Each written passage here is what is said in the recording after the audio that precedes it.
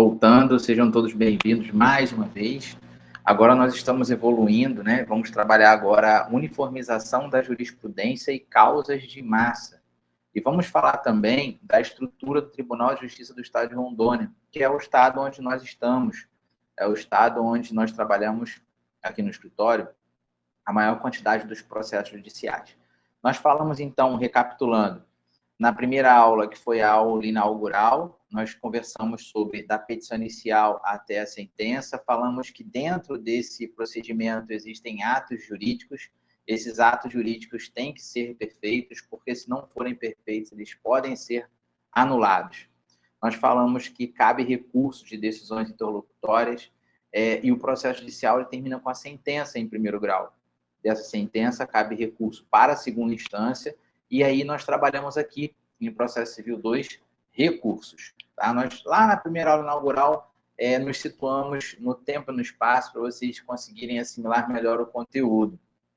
Então, hoje, nós estamos falando agora, vamos começar a falar de uniformização de jurisprudências. Tá? Eu falo primeiro da estrutura do Tribunal de Justiça, para a gente começar a se situar no tempo e no espaço, para depois começar a falar de jurisprudência. Obviamente que essa aula presencial, ela teve um conteúdo maior, e aqui, na gravação, a gente vai só fazer a revisão dos pontos mais importantes. Então, em 2025, a previsão da composição do TJRO é de 21 desembargadores, distribuídos entre os órgãos julgadores desse tribunal. O Centro de Conciliação de Mediação e Justiça Restaurativa do TJRO apresenta dados dos órgãos julgadores e composição. Tribunal Pleno é a instância máxima de deliberação, câmaras reunidas cíveis, criminal e especial, câmaras isoladas cível, criminal e especial, conselho de magistratura e estrutura organizacional completa com presidência e corregedoria geral. Então, essa é a estrutura do Tribunal de Justiça do Estado de Rondônia. A mesa diretora, ela é composta pelo presidente, corregedor geral e diretor da Escola de Magistratura. Tá? Esses 3 desembargadores só vão atuar nessa mesa diretora pelo biênio de 2024 e 2025. Então, vocês precisam saber a estrutura que o TJRO possui. A distribuição em órgãos julgadores, conforme os dados do CCDHM, temos uma Câmara Cível, primeira Câmara Cível, segunda Câmara Cível, primeira Câmara Criminal, segunda Câmara Criminal. Temos um total de 21 desembargadores, com mesa diretora, órgãos julgadores, e a composição, como nós já colocamos ali nesse slide anterior, quem compõe a primeira Câmara Cível, quem compõe a segunda, quem compõe a primeira Câmara Criminal, quem compõe a segunda Câmara Criminal. Como são 21 desembargadores, nós temos a mesma composição dos mesmos personagens dentro das câmaras cíveis e das câmaras criminais. Tá? Nós temos varas cíveis genéricas, temos varas criminais, tá? De primeira a sexta vara cível genéricas, temos varas de família e sucessões que se cumulam com as orfanológicas, que são aquelas de inventário, que trata de espólio. Então, alguns estados possuem varas específicas de órfãos e sucessões. O estado de Rondônia trabalha com a vara de família e sucessões, cumulativa, tá? Com assuntos de família e assuntos de inventário. Coloquei aqui como introdução ao tema a uniformização da jurisprudência, que a uniformização da jurisprudência é fundamental para garantir a segurança jurídica, isonomia e previsibilidade das decisões judiciais. Então, qual é o objetivo de uma jurisprudência? Ser uniformizada. Se eu tenho uma certa quantidade de ações judiciais que discutem o mesmo tema, os tribunais vão ser orientados por decisões fundamentadas a seguir determinada situação, determinada linha, determinada estratégia, determinada orientação do órgão de segunda instância.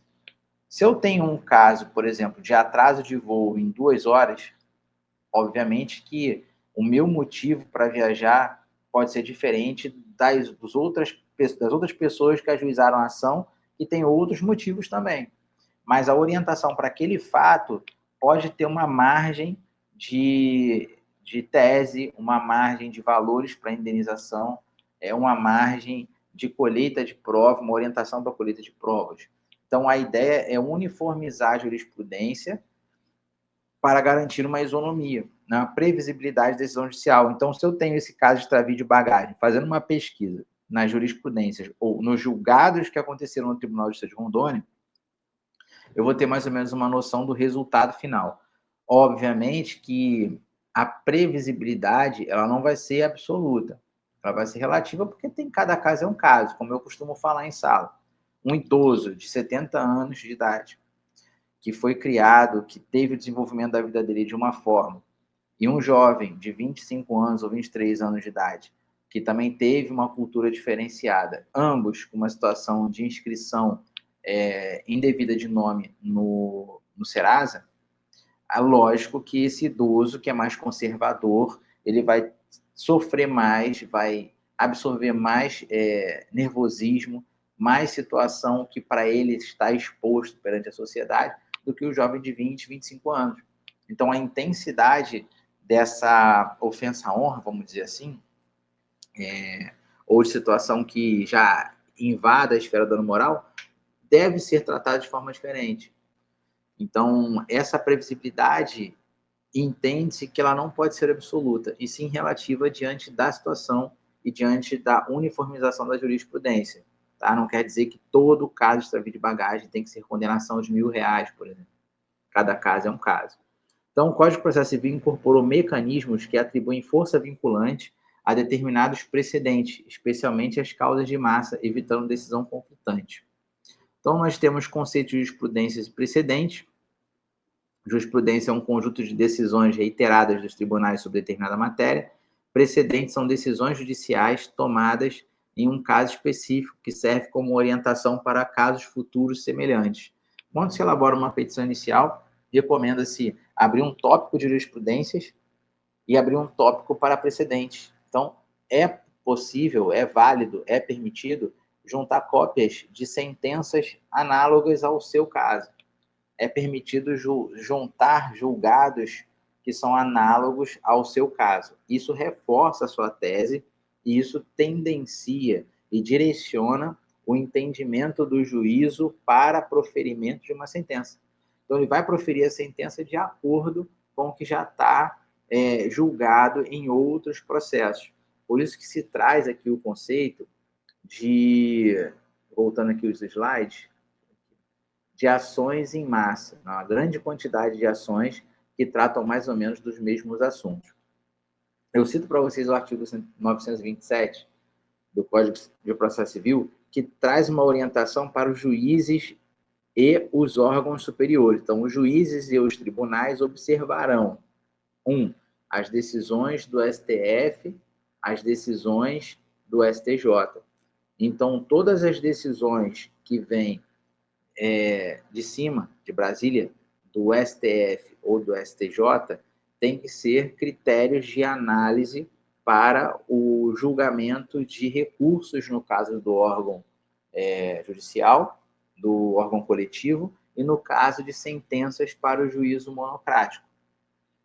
Obviamente que quando se elabora uma petição inicial de um caso interessante, e que tenha diversos outros processos do mesmo assunto, juntar jurisprudência do STF na sua petição inicial. Juntar também jurisprudência do STJ se estiver alinhada com aquela do STF. Juntar também jurisprudência do Tribunal de Justiça da região onde você está ajuizando a ação, para que o juiz analise a sua petição inicial e observe, eu tenho uma orientação nessa jurisprudência que é vinculante, onde é o mesmo assunto, onde o autor pleiteia, sei lá, R$30.000 de dano moral, mas nessas jurisprudências todas que ele juntou aqui, uma do STF, uma do STJ, uma do Tribunal de Justiça, aqui de cima da primeira Câmara Civil, todas estão alinhadas em R$2.000 a título de dano moral. Então, é nessa linha que o juiz vai julgar ou 1.500, ou 2.500, ou 2, algo próximo àquilo, lógico que dependendo do caso concreto. Então, a orientação que o judiciário, o juízo monocrático busca em termos de jurisprudência é através dessa ordem cronológica do artigo 927 do Código de Processo Civil. Tá? Então, os fundamentos do CPC para jurisprudências são o artigo 926 e artigo 927. Eu destaquei alguns assuntos ali. Ó. Precedentes obrigatórios incluem decisões do STF em controle concentrado de constitucionalidade, súmulas vinculantes, acórdãos em IRDR e IAC e acórdãos em recursos repetitivos, orientações do plenário ou órgão especial. Exemplos práticos para aplicação. Causas de massa, como nós já comentamos, envolvendo bancos. Então, isso é exemplo. Aplicação de precedentes sobre juros e tarifas. Nós sabemos que determinadas tarifas cobradas em empréstimos bancários e vendas casadas são ilegais, são proibidas pelo Código de Defesa do Consumidor. Há muito tempo atrás, discutiu-se se o correntista era considerado como consumidor. Então, mas hoje já está pacificado que o correntista é consumidor. A relação entre banco e o seu correntista é uma relação de consumo, tá? Então, quando se trata de venda casada, não é permitido entre banco e correntista, consumidor. Então, tarifas também não são. Então, são processos que são corriqueiros nos tribunais.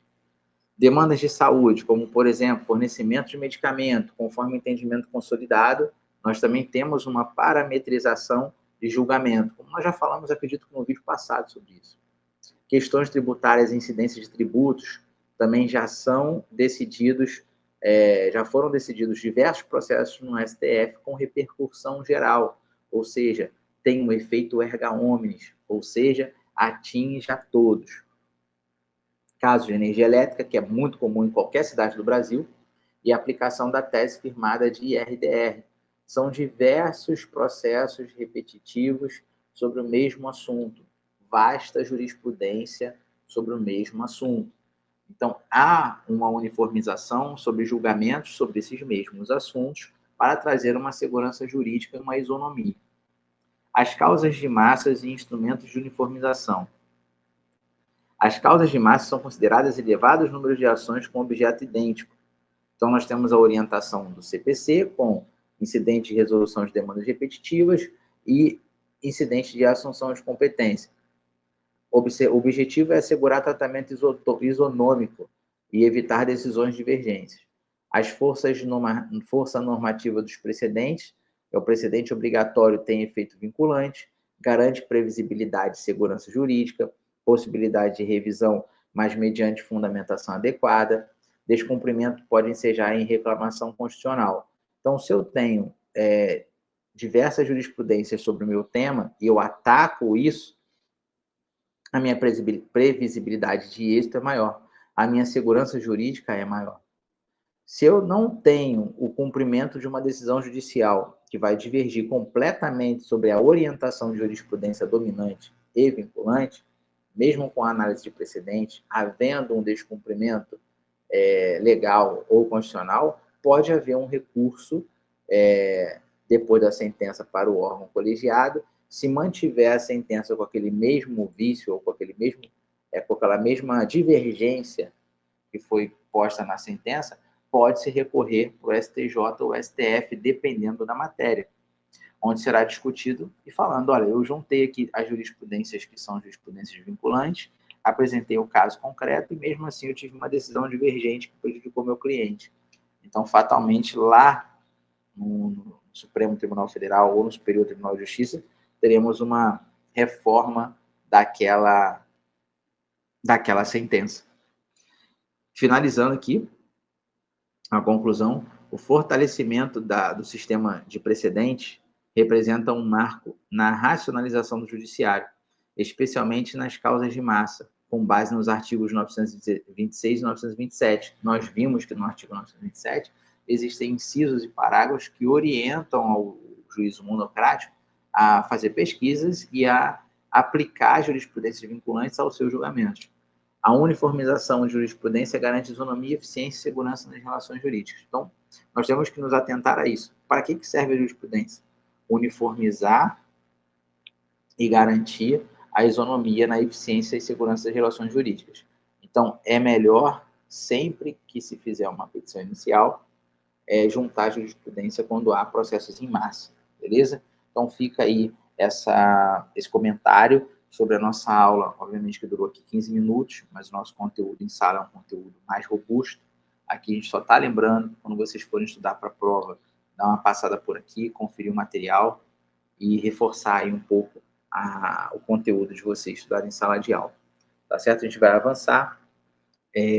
Agradeço aí a atenção de todos. Para a próxima aula, que ainda não tem vídeo, a gente vai primeiro debater em sala de aula, porque se surgir perguntas interessantes que me motivem a trazer casos concretos, que me façam lembrar de casos concretos em sala de aula, a gente vai levar, falar sobre dinâmica na questão prática, e a gente traz para cá, para essa sala virtual, o conteúdo dado em sala de aula para vocês poderem assimilar melhor, tá? E qualquer sugestão de tema, façam contato comigo pelo grupo de WhatsApp, que eu venho aqui gravar de forma mais detalhada ou então com um tempo mais longo para poder explicar melhor o assunto que você tiver dúvida. Até a próxima.